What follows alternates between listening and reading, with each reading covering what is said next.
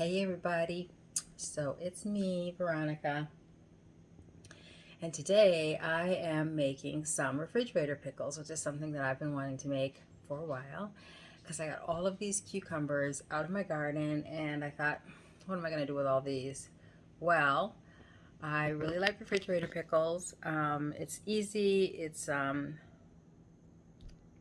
I guess it's a fermented food. If you leave them in the refrigerator for a while, they give you this nice, warm, tingly, wonderful feeling in your belly as they start to ferment a little bit.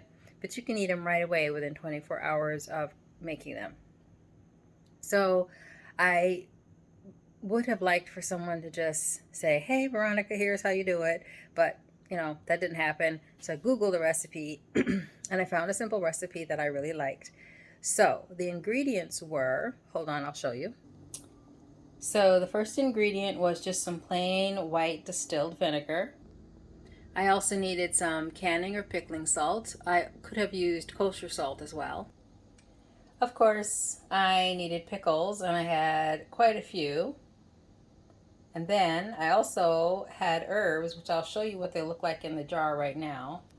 So here are some of my pickles were very large, so I'll have a couple of different sizes. This is the 2-quart size, so 8 cups. And you can see the pickles are in here. And then on the top here, I also have some mustard seeds, which are, let's see, these little yellow things. And then these are coriander. So those were some of the herbs that I put inside. This is an old jar that I had fresh almonds in that I would store so that I could prepare them for making fresh almond milk. And then I also needed crushed red pepper, aka red pepper flakes. However, I did have some fresh red peppers from the garden that I started to use, but then I decided that I was afraid I wouldn't be able to measure the heat, and I really can't handle a lot of heat. So I think I'm going to use those for something else. And then lastly, I needed some dill weed. So here is a little dill weed. Now I used dried dill weed because I couldn't find fresh dill, like a bunch of fresh dill. I could only find it in those small little packets that you get from the store. So this is the Benadryl we've been giving our dog because she's been having a hive breakout. No, this is not going in the pickles. And that's the white rice we've been giving her to help her with her hives.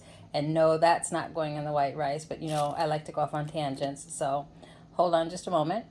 And then the last thing is nice fresh garlic, which I will be crushing these. A big one like this I'll cut in half.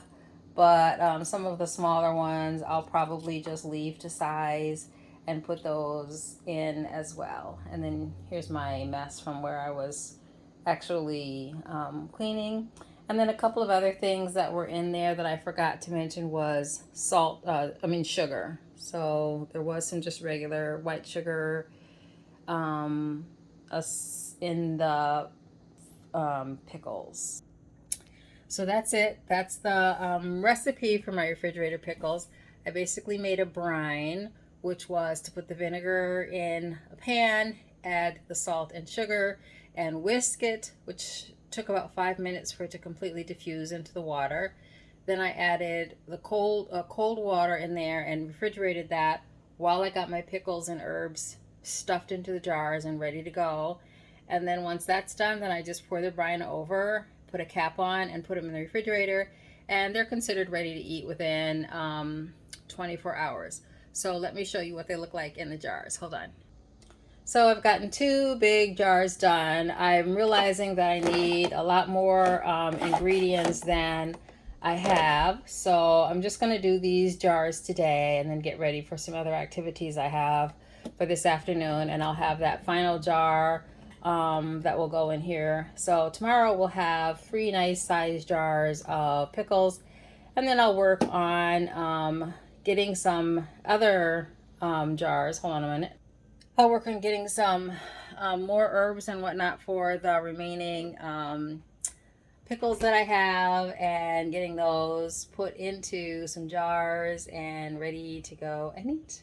I do like dill pickles, and I think that I will also, some of the more crazy looking pickles that I have, I think that I might slice into circles instead of the wedges, and maybe I'll try my hand at sweet pickles. And another thing I was thinking with those hot peppers is doing maybe like a pepper mix of like sweet bell peppers and hot peppers. So we'll see. But anyway, thanks for watching. And I'm thinking about changing my raw foods page name because, quite frankly, I haven't really been eating a lot of raw foods. It's still an important aspect of my diet, don't get me wrong, but I have significantly upped my volume of cooked food, and I have to say I'm feeling much better. In fact, my weight is coming down. So, but I think there's other reasons for that too. I've cut out coffee, I've cut out wheat. This is probably like the 80th time you've heard me say I've cut out coffee, so I've cut out coffee again. But I've definitely cut out wheat, and cutting out wheat and most grains, except for like a little rice, millet, things like that, that has significantly changed the availability of foods that I can eat that I normally wouldn't eat. So, like, there's a box of Cheerios behind me.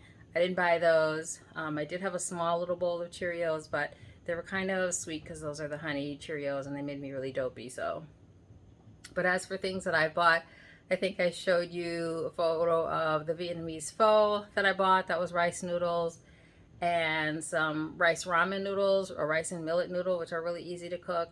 And those don't cause systemic swelling that I was having such a problem with. So things are coming along, but I'm thinking about changing my Raw Foods Milwaukee page name after all this time. I'm thinking about like Vittles with Veronica, or Veronica's Vittles, or Veronica's Vital Vittles, or something like that. So if you like any of those, if you have any suggestions, I want it to be a play on my name with my V initial, and there aren't a lot of V words. So if you have something that you want to suggest, I'd love to hear it. Otherwise, you all take care. Bye.